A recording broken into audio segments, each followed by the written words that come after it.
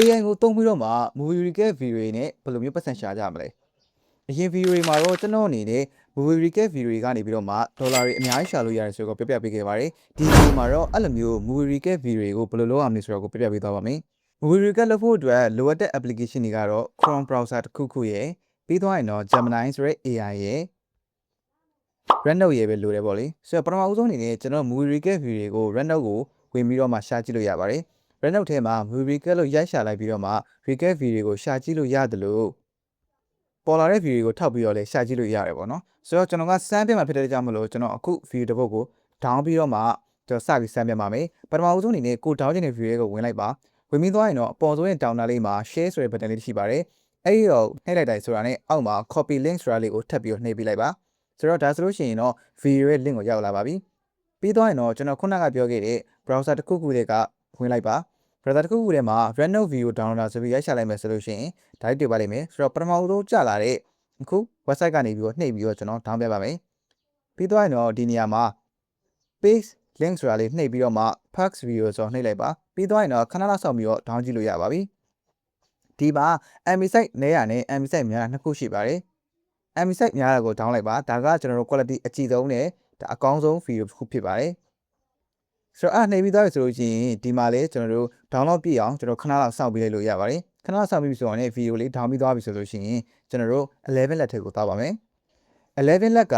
ကျွန်တော်တို့တချို့အကောင့်တွေမှာဆိုလို့ရှိရင်ကျွန်တော် login ဝင်စရာလိုပါတယ်ဆိုတော့ဒီမှာကျွန်တော် login button လေးနှိပ်ပြီးတော့မှအကောင့်ဝင်လိုက်ပေါ့နော်ကျွန်တော်ကဒီမှာဝင်ပြီးသားရှိရကြောင်းမလို့ဝင်တော့မဝင်ပြတော့ဘူး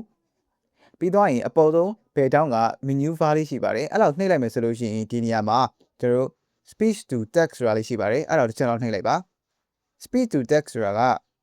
speech to text ဆိုတာကကျွန်တော်တို့ခုနက down ခဲ့တဲ့ video တွေမှာပါဝင်တဲ့စာသားတွေအကုန်လုံးကိုကျွန်တော်ထုတ်ဖို့အတွက်ဖြစ်ပါတယ်ဆိုတော့အဲ့ဒါနှိပ်လိုက်မယ်ဆိုလို့ရှိရင်ကျွန်တော်ဒီနေရာမှာ upload လုပ်စရာနေရာတစ်ခုပေါ်လာပါလိမ့်မယ်အဲ့ဒါလေးကိုတစ်ချက်လောက်နှိပ်လိုက်ပါနှိပ်ပြီးသွားပြီဆိုလို့ရှိရင်တော့ကျွန်တော်ခုနက down ခဲ့တဲ့ video ကို upload တင်လိုက်ပါဒီနေရာမှာ audio file လုပ်ပြီးတော့တင်လိုက်ရပါတယ် video file ဆိုလို့ရှိရင်တော့ file size များတော့ကျွန်တော် data save နေတဲ့သူတွေအနေနဲ့ကကြတော့ဒီနေရာမှာ audio file လေးတင်လိုက်လို့ရပါတယ်တင်ပြီးသွားပြီဆိုလို့ရှိရင်တော့ကျွန်တော်အောက်မှာ upload ဆိုတာနှိပ်ပြီးပြီဆိုလို့ရှိရင်ခဏလောက်100လုံးပြန်ဆောက်ပေးလိုက်ပါဆောက်ပြီးသွားပြီဆိုတာနဲ့ကျွန်တော်ဒီနေရာမှာဆိုလို့ရှိရင် processing လေးသူတို့ပေါ်လာပါလိမ့်မယ် processing လေးကပြီးသွားပြီဆိုလို့ရှိရင်ကျွန်တော် direct နှိပ်ကြည့်လိုက်ပါဒီနေရာမှာဆိုလို့ရှိရင်ကျွန်တော်တို့ဒါတရုပ်စာသားတွေ့ရပါလိမ့်မယ်ပြီးသွားရင်တော့အပေါ်သုံးတောက်လေးမှာ export ရဲ့ပြီးနာက copy ဆိုတာလေးနှိပ်လိုက်ပါ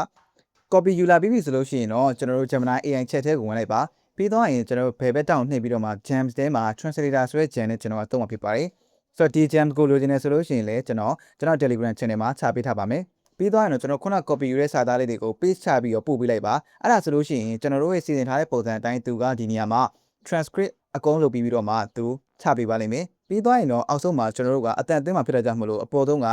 time stamp နေပါတဲ့အရာကိုကျွန်တော်မယူဘဲနဲ့အောက်ဆုံးမှာစာပိုက်ကြီးကိုပဲကျွန်တော်တို့ copy ယူလိုက်ပါ copy ယူပြီးဆိုတာနဲ့ကျွန်တော်ခုနက browser လေးကိုပြန်လာပါပြန်လာပြီးတော့ကျွန်တော်ဒီမှာ crypt မှာရှိပါတယ်ဆိုတော့ဒီမှာအတန်နဲ့ကျွန်တော်တို့ unlimited ထုတ်လို့ရတဲ့ဥစားကဒီ crypt website ရှိတယ်ပေါ့နော်အဲ့ဒီမှာကျွန်တော်တို့ voice နေရာလေးအများကြီးရှိတယ်ဆိုတော့ website link ကိုလည်းကျွန်တော် Telegram channel မှာရောဒီ comment မှာရောချပေးထားမယ်ပေါ့နော်အဲ့ဒါပြီးသွားရင်တော့ကျွန်တော်ခုန copy ယူခဲ့တဲ့စာသားလေးကိုပေးချလိုက်ပါသူကစာသားက2500အထိအများဆုံးထုတ်လို့ရတယ်ပေါ့နော်ကိုကြိုက်တဲ့အတန်နဲ့ယူလို့ရတယ်စာသား2500ကတော်တော်လေးများတယ်ပေါ့နော်ကျွန်တော်တို့ဒီမှာအမြန်ထုတ်ပြမှာမလို့စာသားနည်းလေးပဲယူပြီးတော့မှပေးချလိုက်ပါတယ်ပြီးသွားရင်တော့ကျွန်တော် generate လုပ်ပြီးတော့မှခဏလောက်စောင့်ပေးလိုက်ပါအတန်ထွက်လာတဲ့အခါမှာလည်းဒီအတန်ကတော်တော်လေး quality မြည်ရကိုတွေ့ရပါလိမ့်မယ်ဒါပြီးသွားရင်တော့ video edit လုပ်ဖို့ပဲကြာမှာတော့မယ် video edit ကိုတော့နောက်ထပ် part 2မှာကျွန်တော်အားလုံးကိုပြပြပေးသွားပါမယ် video လေးကဒီလောက်ပါပဲအားလုံးပဲနောက်မှပြန်တွေ့ကြမယ်